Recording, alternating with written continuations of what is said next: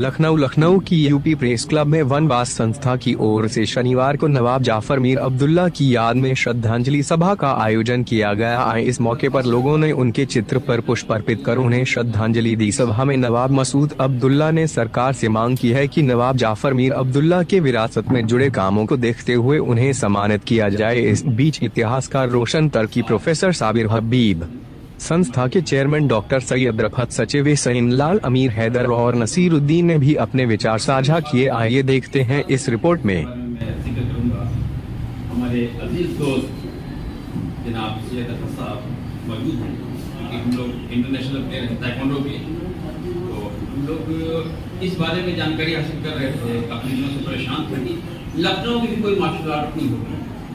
आखिर आवाज किया लखनऊ की मार्शल आर्ट कौन सी, जो लखनऊ के दिग्गज स्पोर्ट्समैन थे, दिग्गज मार्शल आर्टिस्ट थे, सब कुछ डरा, कहीं से इस चीज़ का कोई पता नहीं लगा। काफ़ी परेशान थे, क्या होगा, कैसे क्या होगा। इत्तेफाक से रफत भाई ने जिक्र किया कि नवाब साहब हैं, उनसे इस बात कर, तब तक मेरा कोई ताल्लुकात नहीं हुआ था, कोई परिचय नहीं हुआ था उससे। रफत साहब ने उनसे बात की। नवाब साहब का जो अखलाक था, आप खुद चल करके रफत भाई घर में उस वक्त तहसील में रहते थे, आए और आपके हाथ में 2 किताबें और बैठी मेरे पास। उन्होंने कहा लखनऊ की जो मार्शल आर्ट्स है उसके बारे में मैं बताऊंगा, आपको सबूत भी दूंगा। 2 किताबें उन्होंने दी, फिर किताबों का नाम याद है। एक थी फने सिपागरी अवध, दूसरी थी अवध आईने अय्याम। उन तीनों किताबों में जो मुझे लखनऊ की मार्शल आर्ट्स के ये प्रोग्राम ऑर्गेनाइज हुआ है डॉक्टर सैयद रफत साहब की काविशों से हुआ है, जिसका इत्मीनान सलाल साहब ने किया है। मैं दरख्वास्त करता हूँ सैयद रफत साहब से कि आप तशरीफ लाएं, हम उनके ख्यालात को इस्तेमाल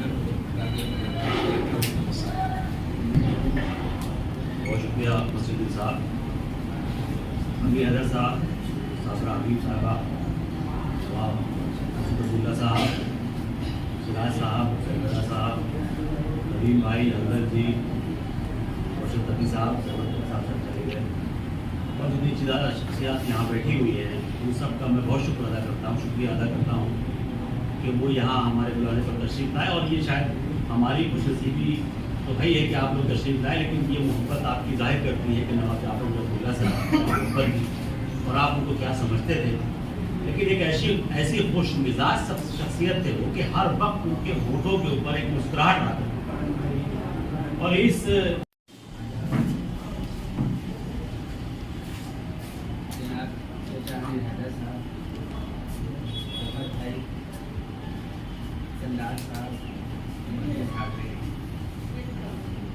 मैं क्या बोलूं, 18 अप्रैल को मैं दोबारा यतीम हुआ। मेरे वालिद 2 नवंबर 1994 में वो दुनिया छोड़ के चले गए। मैं तब यतीम हुआ, लेकिन भाई साहब उसे हमारे वालिद की मानी और वो भी मुझे अपना बेटे दोबारा। हमारे साथ इत्तेफाक कुछ ऐसा है कि हमसे बड़े भाई नवाब जावेद वो और हम स्कूल डेज में दोनों एक साथ रहते थे, एक ही क्लास में, एक ही सेक्शन में।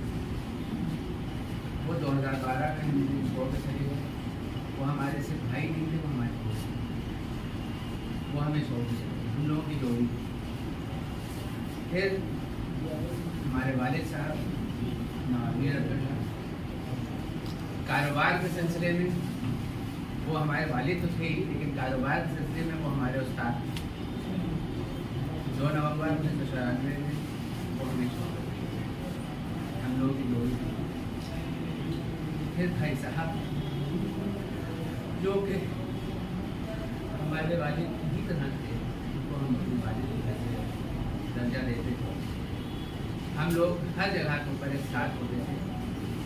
कुछ ऐसे मौके होते थे जहाँ पर वो होते थे और हम अगर नहीं होते थे तो लोग पूछते थे कि मसूद साहब कहाँ हैं। कुछ ऐसे मौके होते थे जहाँ पर हम होते थे भाई साहब राम नक्शा। तो इस तरह की हम लोगों की जोड़ी थी और 18 अप्रैल को वो भी हम यतीम हो। भाई साहब की खूबियाँ सब लोगों ने बयान की। कोई भी शख्स उनके पास आता था तो वक्त की कोई पाबंदी नहीं थी, किसी वक्त भी वो आए, वो जब भी आए भाई साहब हमेशा हाजिर रहते थे। कितने वक्त के लिए कोई शायद नहीं थी कि 10 मिनट 15 मिनट कितनी देर थी। भाई साहब के जानने वाले सुनने वाले वो जिद करके पिछले साल जनवरी में उनके बेटे की शादी थी, जिद करके वो अहमदाबाद ले गए। अगर मौत में कुछ लुत्फ तो बस इतना है, अगर मौत में कुछ लुत्फ तो बस इतना है कि उसके बाद खुदा का सुराग पाएंगे कि उसके बाद खुदा का सुराग पाएंगे हम। और हमें तो मौत भी तन्हा न कर सकेगी नदीम, वो तो वहां भी महफिल में होंगे मुझे लगता है वलहारा टाइप में। हमें तो मौत भी तन्हा न कर सकेगी नदीम कि हर तरफ से जमीन को करीब पाएंगे हम, कि हर तरफ से जमीन को करीब पाएंगे हम। ऐसी शख्सियत के बारे में हम लोग बात कर रहे हैं। सिर्फ दो बातें मुझे याद हैं जो जल्दी जल्दी बता देना चाहता हूँ, क्योंकि साहब से चली जाएंगी, बीच में मेरी बात सुन नहीं पाएंगी। मंडप गेस्ट हाउस का मैं मालिक था, तो मेरे पास गेस्ट हाउस था बड़ा। मैंने एक प्रोग्राम शुरू किया था 2001 में कि हर 15 दिन में लखनवी खाने का, इधर बैठे इनको मालूम है हमारे साथ तो रहते हैं, आप भी आई कई बार। हर 15 दिन में लखनवी खाने कव्वाली या किसी गाने वाले को, लखनऊ वाले को बुला करके हम प्रोग्राम करेंगे। और अखबारों ने बड़ा छापा था कि लखनऊ तहजीब दोबारा जिंदा होगा। जाफर मिर अब्दुल्ला साहब हमेशा उस प्रोग्राम में आते थे, या कभी कोई टीम आई अफगानिस्तान से, मिस्र से, तो हम लखनऊ के खाने और लखनऊ का कल्चर और उसको बुला करके जाफर मिर अब्दुल्ला साहब को लखनऊ का एक तरह से समझिए कि वो सिंबल थे, तो उनको बुला था। तो उन्होंने 2-3 प्रोग्राम में ये बात कही। उन्होंने कहा कि सैयद रफत साहब नए जमाने के वाइज अली शाह, ये मेरे लिए उनका दिया हुआ बहुत बड़ा तोहफा और तहफा है जिसको मैं भूल नहीं सकता। और दूसरी बात मैं आपको बताऊं कि डिप्टी गवर्नर थे रिजर्व बैंक ऑफ इंडिया, वो लखनऊ आए रिजर्व बैंक। उन्होंने मेरे बड़े भाई से कहा, जो असिस्टेंट मैनेजर थे, कि भाई लखनऊ में मुझे कहीं घूमना नहीं है, एक साहब है इनका नाम है जाफर मिर अब्दुल्ला, उनसे मिलवा दीजिए, deputy governor reserve bank of India. तो मेरे बड़े भाई ने मुझे टेलीफोन किया कि भाई वो आपके दोस्त हैं, कैसे मुलाकात होगी? तो मैंने फोन किया, मैंने कहा कि हो जाएगी। उनके यहाँ गए, उन्होंने बाकायदा उनको कुर्ता पैजामा पहनाया, टोपी पहनाई, आदाब करने का ढंग सिखाया, और उन्होंने उसको बाकायदा फेसबुक पर, सोशल मीडिया पर, सब जगह रिजर्व बैंक ऑफ इंडिया की अगली मीटिंग में लखनऊ में वो पजामा कुर्ता पहन के लखनवी। तो मैं दुआ करता हूँ अल्लाह उनको आली मकाम अता करे और उनकी मग़फ़िरत फरमाए, और जावेद और उनके जो पसमंदगान हैं उनको सब्र जमील अता करे। और साथ में मसूद अब्दुल्ला साहब से ये चाहता हूँ कि उनकी लेगेसी को कायम रखें, यही उनके लिए सच्ची खिलाफ़ अक़ीदत होगी। और मैं ये अनाउंस करता हूँ कि आने वाले दिनों में, जैसे आपने सिराज साहब ने कहा कि उनके लिए हम एक प्रोग्राम करेंगे, मैं आपसे वादा करता हूँ कि उनके लिए एक बहुत बड़ा प्रोग्राम उनकी पैदाइश, यौम पैदाइश के ऊपर करेंगे, और उनके नाम से एक अवार्ड भी जारी करेंगे इंशाअल्लाह। और अल्लाह